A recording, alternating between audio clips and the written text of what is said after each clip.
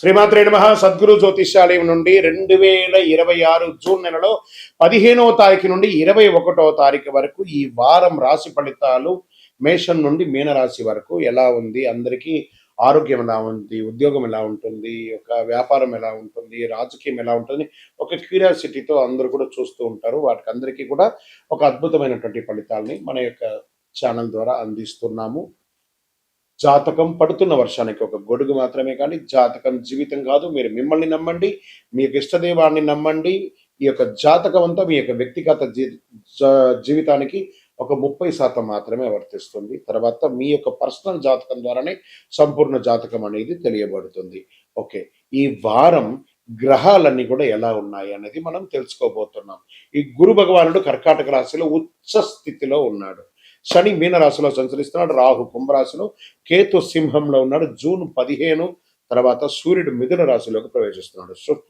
శుక్రుడు కర్కాటకంలో ఉన్నాడు. జూన్ 21న కుజుడు వృషభ రాశిలోకి ప్రవేశిస్తున్నాడు. ఈ యొక్క చంద్ర రాశి ఆధారంగా సాధారణంగా ఫలితాలు వ్యక్తిగత జాతకాన్ని బట్టి మారవచ్చు. కాబట్టి మీకు వ్యక్తిగత జాతకాన్ని మనం తెలుసుకుందాము. ధనుసు రాశి వారికి వారమంతా కూడా అర్ధాష్టమ శని ఉన్నప్పుడు గురు భగవానుడు కొంచెం మిశ్రమైనటువంటి ఫలితాలను తీసుకొచ్చి ఇవ్వడానికి ప్రయత్నం చేస్తున్నాడు. ఒత్తిడి పెరుగుతుంది, కానీ ఫలితం వస్తుంది. ఉద్యోగస్తులకి బాగా ప్రెషర్, పై అధికారుల నుంచి స్ట్రెస్ బాగా ఉంటుంది. ఇంకా ప్రైవేట్ గవర్నమెంట్ సెక్టార్లో ఉన్న వాళ్ళకి అందరికీ కూడా అన్ని రంగాల వారికి అసాంఘికమైనటువంటి కార్యక్రమాల్లో దిగకండి. అది మీ ఉద్యోగం కూడా పోగొట్టుకునే అవకాశాలు కనబడుతున్నాయి.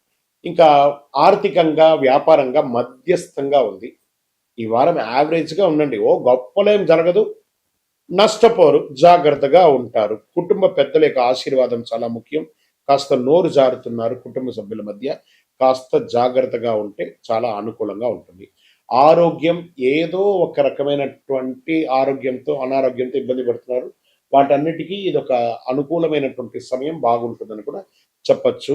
ఇంకా సినిమా టీవీ రంగం వారికి కొత్త ప్రయత్నాలు ఏది కూడా కలిసి వచ్చే అవకాశాలు అయితే కనబడతలేదు. ఉద్యోగంలో విదేశీయుల్లో ఉన్నటువంటి వారికి చాలా మంది ఇబ్బంది పడుతున్నారు. ధనుసు రాశి వాళ్ళు ఇంకా కాస్త ఓపిక పట్టండి, అన్ని మంచి జరుగుతుంది. తప్పకుండా మీకు మేలు జరిగే తీరుతుందని కూడా చెప్తుంది.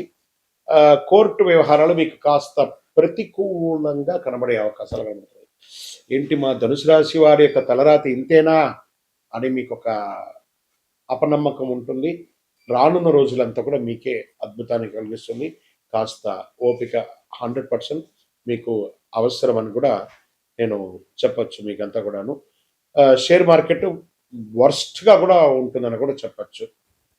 కాబట్టి ఎంత జాగ్రత్తగా ఉంటే అంత జాగ్రత్తగా ఉంటే మంచిది. పసుపు రంగు మీకు చాలా కలిసి వస్తుంది. ఈశాన్య దిక్కు బాగా ఉంటుంది. 3 అనే సంఖ్య మీకు అదృష్ట సంఖ్య. శనగలు ఉంటుంది చూసారా, ఆ శనగలు దానం ఇవ్వండి. సుండలు తయారు చేసి పేదవాళ్ళకి కడుపు నిండా తినిపించండి. మేలు జరుగుతుంది, విజయవస్తు. మీ యొక్క వ్యక్తిగత జాతకం తెలుసుకోవడానికి మీ పరిసర ప్రాంతాల్లో ఉన్నటువంటి గురువుల్ని సంప్రదించండి. లేదా మా ద్వారానే తెలుసుకోవాలనుకుంటే డిస్ప్లేలో కనబడుతున్నటువంటి నెంబర్కి మీ పేరు, మీ డేట్ ఆఫ్ బర్త్, మీ time of birth, place of birth WhatsApp చేయండి.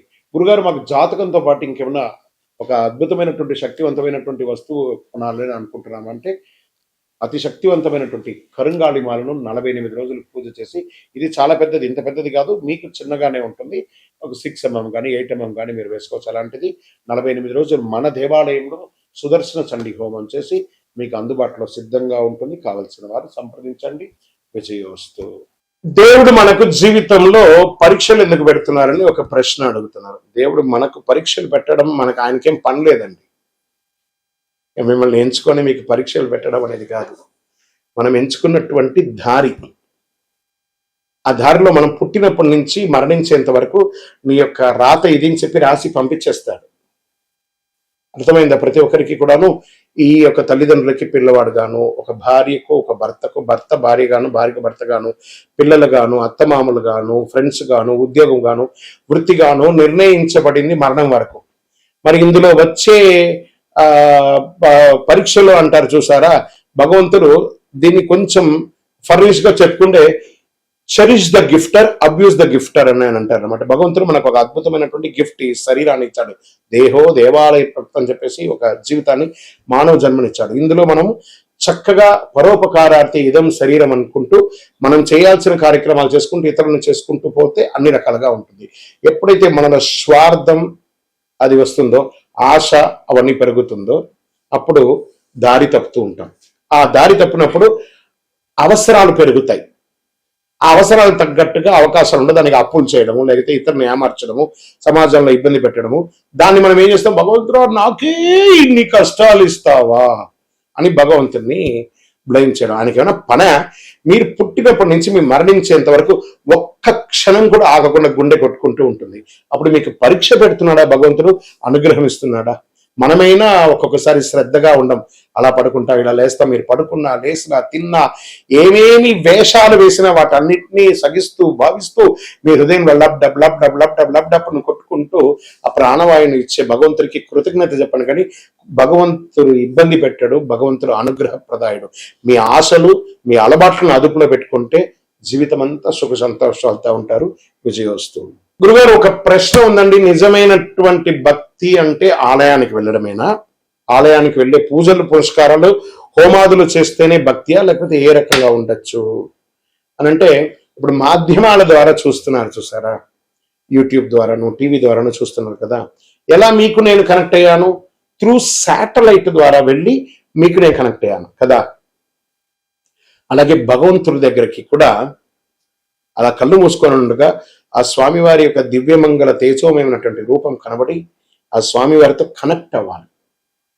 అది మీరు ఆలయంలో కూర్చుంటారా, ఇంట్లో కూర్చుంటారా, ఇంకో చోట కూర్చుంటారా అనేది కాదు ప్రశ్న. మీరు భగవంతుని ప్రార్థన చేస్తారా లేదా అనేది ముఖ్యం.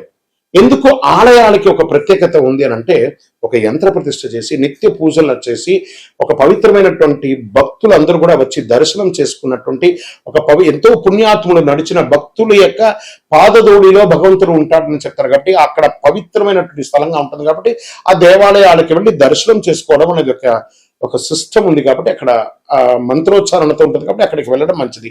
మన ఇంటిలో కూడా దేవాలయము, ఒక దేవుడు రూమ్ అనేది ఉంటుంది, అక్కడ ఉంటుంది. కానీ 24 గంటల సేపు మనలో ఆత్మ అనే ఒక దేవుడు మనల్ని పరీక్షిస్తూ చూస్తున్నాడు. తత్వమసి, దట్ ఈస్ కాల్ తత్ త్వం అసి. నువ్వు దేన్నైతే చూడడానికి, దేన్నైతే పొందడానికి ప్రపంచంలో తిరుగుతున్నావు అది నీలోనే ఉంది, చూసుకో. అహం బ్రహ్మాస్మి అని చెప్పాడు భగవంతుడు. నీలోనే ఉన్నాడు. శివం శివం శివం. ఈ శివం లేకపోతే దాన్ని శవం శవం శవం అంటారు. కాబట్టి దేవాలయానికి పూజ చేయాలా, నీలో పూజ చేయాలా అనేది కాదు. పూజ చేయి, కనెక్ట్ అవ్వు భగవంతుని. నువ్వు పూజించకపోతే కొట్టడు భగవంతుడు, కానీ పూజిస్తే నువ్వు ఇంకా బాగుంటావు. బాగా గుర్తుపెట్టుకోండి. ఆర్గ్యూ చేయడం వల్ల మనం బాగుంటామా, నెగిటివ్ అవుతామా అని అంటే, ఆర్గ్యూ చేయడం వల్ల నెగిటివ్స్ వస్తుంది. కానీ నువ్వు ఆర్గ్యూ చేయకుండా సైలెంట్ గా ఉంటే బాగా అయిపోతామంటే బాగా అయిపోమట, కానీ నెగిటివ్ అనేది తగ్గిపోతుంది. చాలదా? అదే భగవంతుడు. దేవాలయానికి వెళ్ళడం, మనం చేయడం అనేది కర్మ ఫలితం తప్పకుండా మనల్ని చేరుతుంది. అంటే కర్మ రిటర్న్స్ అంటారు చూసారా. అవును, ఎదుటి వాళ్ళకి ద్రోహం చేయాలి అని అనుకుంటే ఇక్కడ చూడండి, చెయ్యి నేను ఇలా పెట్టాను, నేను నిన్ను ఇలా ఇబ్బంది పెడుతున్నాను అని ఒకటి చెయ్యి అక్కడ చూపిస్తుంది. ఇక్కడ 1, 2, 3 వేళ్ళు నిన్ను చూపిస్తుంది. పైన భగవంతుడు చూస్తున్నాడు. 3 వేలు సమాజం నిన్ను చూస్తుంది, భగవంతుడు పైన చూస్తున్నాడు. కానీ నువ్వు చూపే వేలు ఒకటే అనమాట. అఫ్ కోర్స్ నువ్వు ఎవరికైనా చెడు చేస్తే 4 రకాలైనటువంటి చెడు నీకు రిటర్న్ ఖచ్చితంగా వస్తుంది. నువ్వు మంచి చెయ్యకపోయినా పర్లేదు, కానీ చెడు చెయ్యకుండా ఉండు. అదే ఇతరులకు చేసే సమాజంలో ఒక మంచి విశేషం. అందుకే కర్మ రిటర్న్స్. విజయోస్తు. కృష్ణుడు మహాభారతంలో యుద్ధాన్ని ఎందుకు ఆపలేదు? ఇక్కడ మీకు మంచి ప్రశ్న. ఆయన కూడా, కృష్ణుడు కూడా యుద్ధం చేయమని చెప్పలేదు. మీరు బాగా గుర్తుపెట్టుకోవాలి. రథసారథిగా అర్జునుడికి పార్థసారథిగా కూర్చున్నాడు ఆయన. ఈయన పోయి యుద్ధం చేయడా, కర్మణ్యేవా నివాసస్తే మాపడే సుఖదాసన. ఈయన ఏం చెప్పాడు? మనమందరూ కూడా 732 శ్లోకాలు ఉన్నటువంటి భగవద్గీతను శ్రీకృష్ణుల వారే మనకు అందించారు. కొన్ని అధ్యాయాల వరకు ఆ అర్జునుడు ఆయన ఒక రైడర్ లాగా చూశాడు, ఒక సారథి లాగా, ఒక డ్రైవర్ లాగా చూశాడు. అప్పటి వరకు నేను క్షత్రియుడిని, నేను ధర్మరాజు యొక్క తమ్ముడిని, పంచపాండవుల ఒకరిని అనే ఒక ప్రౌడ్తోనే ఆ అర్జునుడు ఉంటూ ఉంటాడు. ఆ యొక్క 11వ అధ్యాయాన్ని చెప్పేటప్పుడు విశ్వరూప అవతారం ఒకటి వస్తుంది. ఆ అధ్యాయంలో స్వామివారి విశ్వరూపం ధరించి అర్జునుడికి దర్శనం ఇస్తాడు. దర్శనం ఇచ్చి అప్పటి నుంచి అర్జునుడి యొక్క బాడీ లాంగ్వేజ్ మారిపోతుంది. ఎందుకంటే స్వామి ఎటు తల ఎత్తినా స్వామి వారు కనబడట్లేదట. అంటే అంతటి మహానుభావుడికి యుద్ధం ఒక లెక్కన కాదు కదా. ఎంటైర్ భగవద్గీతలు ఎక్కడ కూడా యుద్ధం గురించి చెప్పలేదు. స్వామివారు చెప్పినటువంటి ఆ 700 శ్లోకాల భగవద్గీతలో కూడా యుద్ధం గురించి మాట్లాడలేదండి, జీవితం గురించే మాట్లాడారు. శ్రీకృష్ణుడు జీవితాన్ని ఉపదేశించడానికే ఉన్నాడే కానీ యుద్ధం గురించి ఉపదేశించడానికి కాదు. మనం ఆనందంగా ఉంటే శ్రీకృష్ణుడు ప్రేమగా కనబడతాడు. మనం కొంచెం మాలిన్యంగా ఉంటే అది యుద్ధ వాతావరణంగా కనబడుతుంది. మన యొక్క బుద్ధిలోని మంచి చెడు రెండు ఉంది కాబట్టి ఆ మంచి చెడుని ఎదిగి నువ్వు ముందుకు వెళ్ళు అని భగవద్గీతలో యొక్క సారాంశంగా శ్రీకృష్ణుడు చెప్పారు. కాబట్టి అందుకే శ్రీకృష్ణుడు యుద్ధం చేయమని చెప్పలేదు, అధర్మాన్ని మాత్రం జయించమన్నాడు కానీ యుద్ధం చేయమనలేదు. భయభక్తులతో ఉండాలి అన్నారు. భక్తి ఉంటే భయం ఎందుకు ఉండాలంటే భయభక్తులతో ఉండాలి. అక్కడ ఎదుటి కూర్చున్నది మనం ఒకళ్ళమే ఈ ప్రపంచాన్ని ఏలే అఖిలాండ కోటి బ్రహ్మాండ నాయకుడు అక్కడ కూర్చున్నాడు ఎదురుగుండా. ఆయన చూసినప్పటికీ భయభక్తి ఉండాలి. దేవుని చూసినప్పుడు ఆ భయం ఉండాలి, భక్తి ఉండాలి. ఆ ఒక దేవుడు కనబడని ఒక గొప్ప శక్తిగా అక్కడ కూర్చున్నాడు. దైవం మానుష రూపేణ. అది ఎలా కనబడుతున్నాడు? తల్లిదండ్రిగా, గురువులుగా, సమాజంలో పెద్దవాళ్ళుగా, అర్చకులుగా, ఆరాధులుగా ఉన్న వాళ్ళని అందరూ కూడా ఒక ప్రేమగా చూస్తే సాక్షాత్ భగవంతుని చూసినట్టుగా ఆ భయభక్తితో ఉండాలి అని అంటారు. ఆఖరికి మనకు విద్య నేర్పించిన టీచర్ దగ్గర కూడా భయభక్తులతో ఉండాలి.